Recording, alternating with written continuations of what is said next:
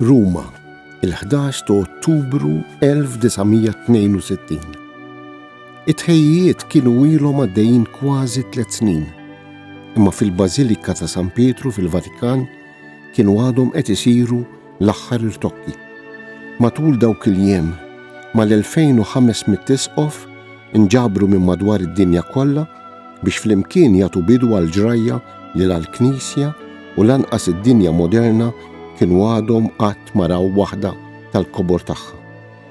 Dak li beda jseħħ dakinhar madwar il-qabar tal-Apostlu Pietru għad għandu messaġġ qawwi u ħaj għalina llum. Il-Konċilju Ekumeniku Vatikani II seħħ u għad irid iseħħ.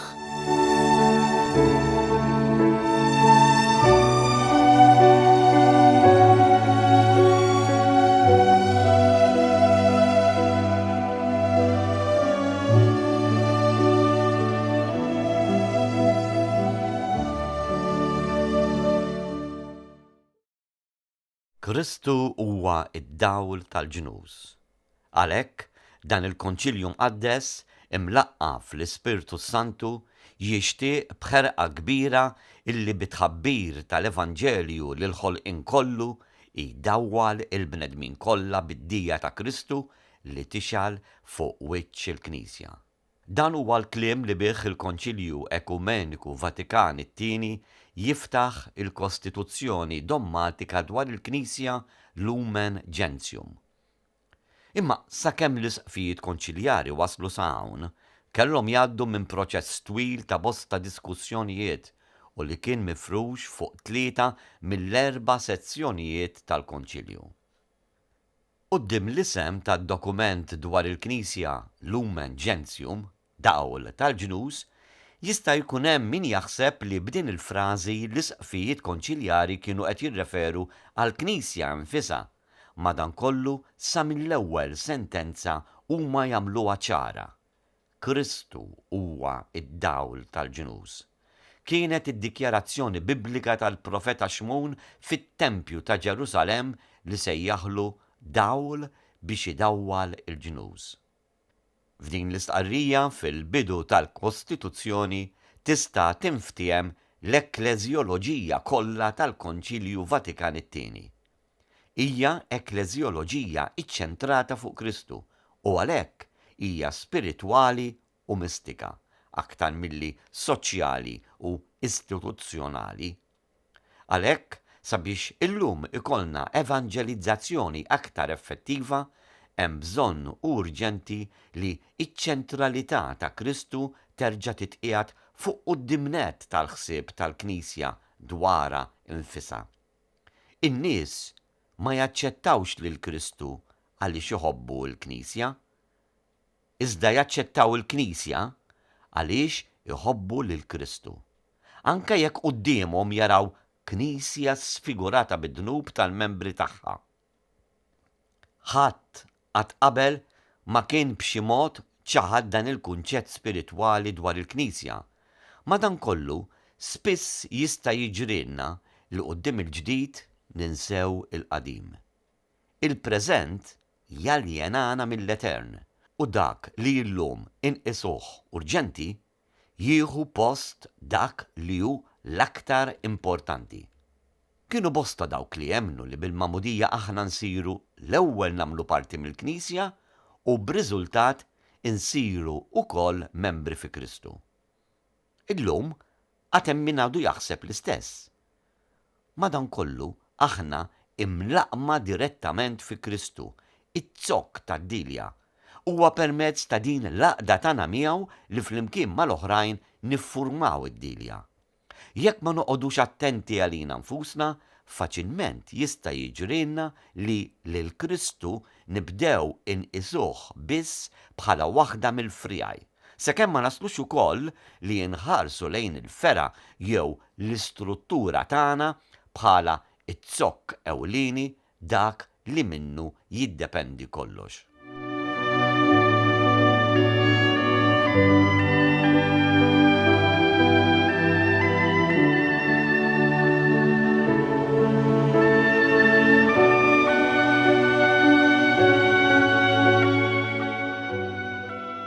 20 sena qabel il-Konċilju fl-1943, il-Papa Piju XII kien ippubblika enċiklika dwar il-Knisja, Mystici Corporis Christi. Fija jiddefinixxi il-vera Knisja ta' Kristu li hija mhux biss qaddisa, kattolika u apostolika imma ukoll Rumana. Jgħid li ebda glorja akbar, l-ebda dinjità aktar għolja, l-ebda ġieħ aktar sublimi ma jista' wieħed jimmaġina minn dak li jifforma parti mill-Knisja imqazza Kattolika, Apostolika, Rumana, fejn hemmhekk insiru membri minn dan il-ġisem wieħed. Din ir-referenza għal Knisja Kattolika Rumana kienet komuni u tintuża regolarment minn bosta biex jiddistingwuha minn knejjes insara oħra li ma kinux f'komunjoni sħiħa mal-Isqof ta' Ruma. Iżda meta fl-1961 propju ftit xhur qabel fetaħ Vatikan it-tieni il-Papa Ġwanni 23 ippubblika l-enċiklika Mater et Magistra dwar il-Knisja bħala u għalliema, ir-referenza għal Knisja Kattolika bħala dik Rumana ma tidher imkien.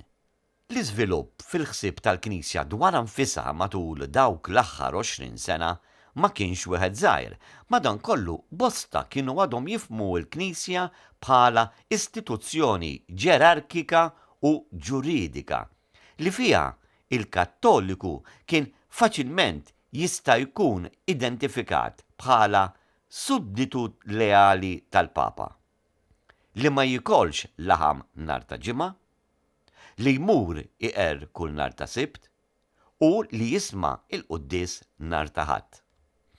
F'Novembru tal-1962 kien preżentat fil-Konċilju id-dokument imħejji minn qabel mill-Kummissjoni Preparatorja tal-Kurja Rumana de Ecclesia dwar il-Knisja. It-titlu tal-ewwel kapitlu dwar in-natura tal-Knisja militanti kien biżżejjed biex l-isqfijiet warbu dan id-dokument mingħajr ma saret ebda diskussjoni fuqu. Ftit jiem qabel fetħet it-tielet sessjoni tal-Konċilju, eżattament fis-6 ta' Awwissu tal-1964, solennità tat-trasfigurazzjoni tal-Mulej, il-Papa Pawlu VI ippubblika l-enċiklika tiegħu dwar il-Knisja Ecclesiam Suam. Ġesu Kristu waqqaf il-Knisja tiegħu biex tkun li tħobb lill-bnedmin kollha u twassalhom għas-salvazzjoni.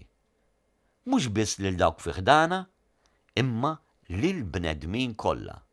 Matul dawk ix-xhur diversi konferenzi episkopali madwar id-dinja ħadu l-inizjattiva li jħejju abbozzi ta' kitbiet oħra fuq il-Knisja u fit-tielet sessjoni tal-Konċilju tresqu diversi minnhom. Id-diskussjoni dwarhom kienet twila u anka imqanqla sakemm fl-aħħar waslet għal dokument finali, il-Lumen Gentium, approvat fil-11 ta' Ottubru tal-1964. Minn 2151 isqof, 5 biss ivvutaw kontra.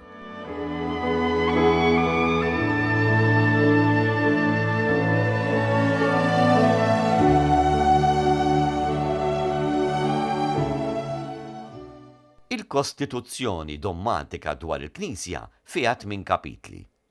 Imma qabel nidħlu fiha u nifluha, irridu nżommu f'moħħna żewġ fatturi importanti li mingħajrhom la nistgħu nifhmuha tajjeb u wis inqas napprezzawha biżżejjed, anzi jista' jkun hemm ukoll ir-riskju li ninterpretawha ħażin. Jeħtieġ niftakru li d-dokumenti tal-Konċilju Vatikan it-tieni la kienu miktuba minn persuna waħda u lanqas minn grupp żgħir ta' teologi, imma huma frott tal-esperjenza tal-Knisja kollha u ta' riflessjoni kollettiva ta' aktar minn 2000 isqof li l-koll ġabu magħhom mhux biss l-esperjenzi individwali tal-knejjes lokali tagħhom, imma ukoll it-tamiet tal-poplu tal-lavdat lilhom.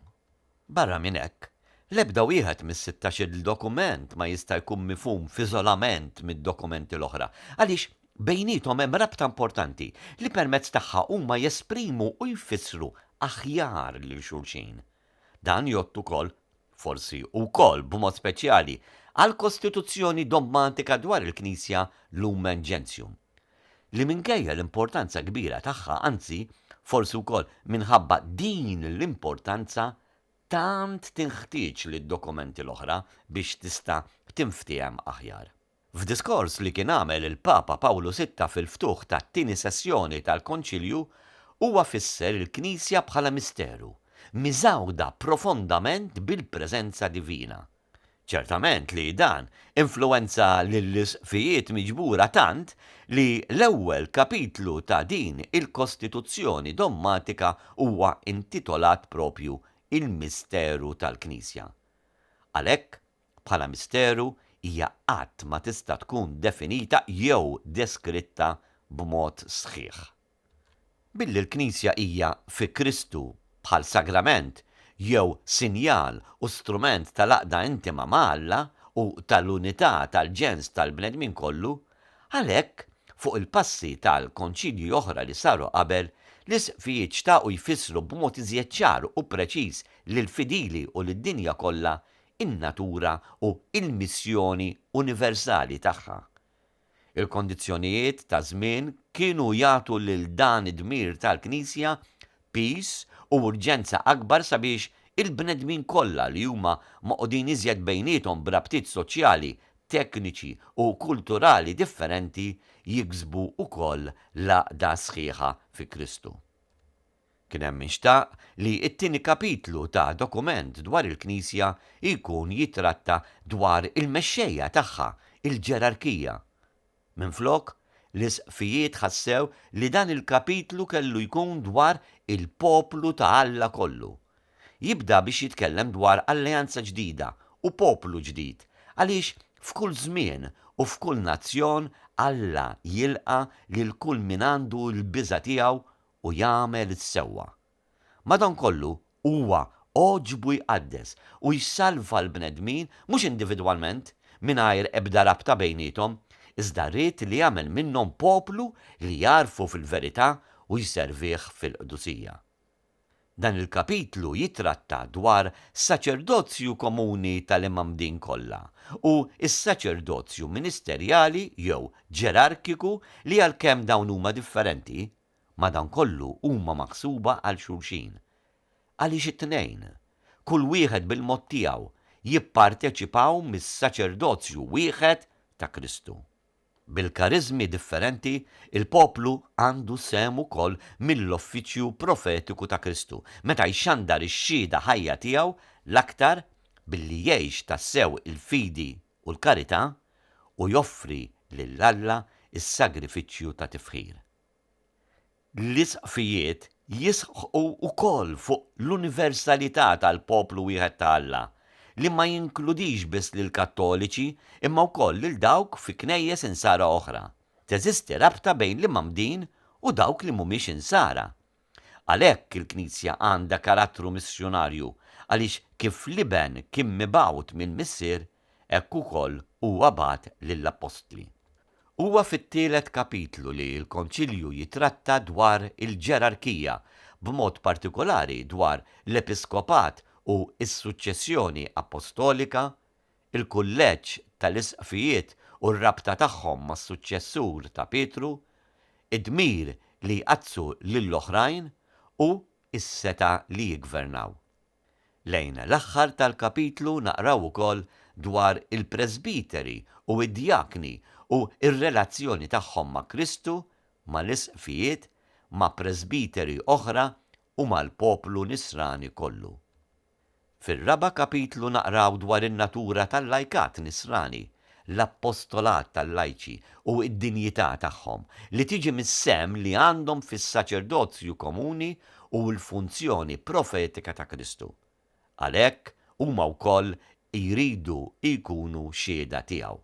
U hawn l-isqfijiet konċiljari jsejħu lil-lajċi bħala ir-roħ tad-dinja.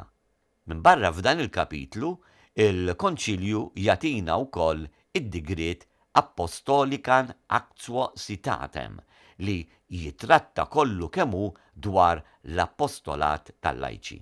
Fit-3 kapitli li jmiss fil-Lumen Gentium naqraw fuq is-sejħa universali tal-Knisja għal-Qdusija u kif din isseħħ b'mod differenti. Dwar ir-reliġjużi, il-konsilli evanġeliċi u l-importanza tal-istat reliġjuż fil-Knisja u fuq in-natura eskatoloġika tal-Knisja pellegrina fuq l-art u l-għaqda tagħha mal-Knisja tas-sema.